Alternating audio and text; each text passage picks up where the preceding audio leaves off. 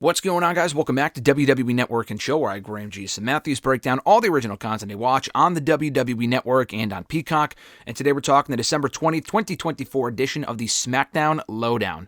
Not a whole lot to discuss from the show. The episode was like fucking 33, 34 minutes long. But the SmackDown show itself was pretty uneventful because they taped it last week before Saturday night's main event. So they didn't have Chelsea Green on the show in person as the new United States champion. Kevin Owens didn't appear in person as the new, or quote-unquote, the new WWE champion. He's not, obviously. But they aired a lot of video packages, so it kind of left Scott Stanford and Megan Moran on this show with not a whole lot left to discuss. But they do open up the episode running down the big headlines from the show, including replaying the opening segment with Solo Sikoa, the Bloodline, Drew McIntyre, Jimmy Uso, etc., etc. They hype up Roman Reigns versus Solo Sikoa in Tribal Combat for that first Raw on Netflix on January 6th. They replayed the Bloodline's six-man tag team win over Apollo Crews, Andrade, and LA Knight. They also replayed Johnny Gargano beating Alex Shelley one-on-one. We hear from DIY, the WWE Tag Team Champions, backstage afterward with Byron Saxton.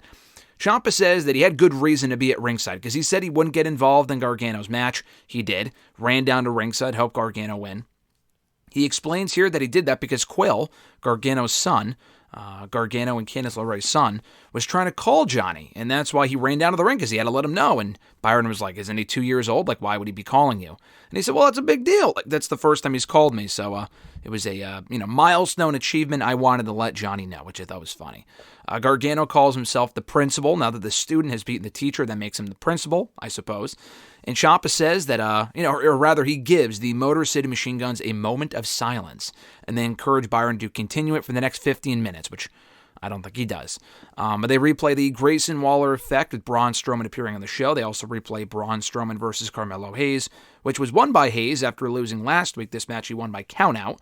Strowman quickly addresses Carmelo here in a very quick promo, just yelling at him, vowing to find him, whatever, and also tells the cameraman to get out of his face, otherwise he will find himself in his path of destruction as well. They replay the aforementioned Kevin Owens pre-tape promo, really good stuff. Scott Stanford says that Kevin Owens should be held accountable for his actions at Saturday night's main event.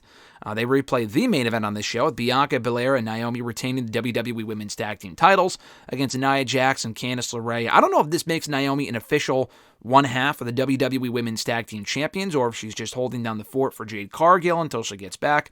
Not exactly sure how that works, but they did win, so Bianca, at least, is still WWE Women's Tag Team Champion.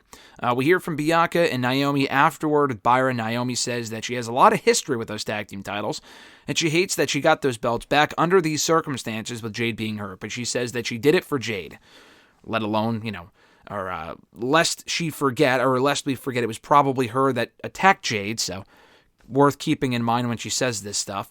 Bianca says that she's lucky to have a friend like Naomi. She's glad Naomi got to finish what she started with the WWE Tag Team titles, and I guess finish her story, so to speak, and we'll see where they go from here. I guess Naomi is one half of the WWE Tag Team Champion. She was holding one of the belts here, and we'll see when she inevitably turns on Bianca, because you got to know it's coming. And then to close out the episode, Scott Stanford says that Nick Aldis should be focusing, with all the talk of the transfer window, the transfer portal, whatever, he should be focusing as well on Jade Cargill's attacker and who is behind it. So more on that in the weeks ahead. So that was the SmackDown Lowdown in a nutshell for December 20th, 2024. Thank you guys for checking out the video. As always, I appreciate it. Like, comment, share, subscribe. Have a great holiday season. I'm Graham G. Matthews, and I'll catch your ass down the road.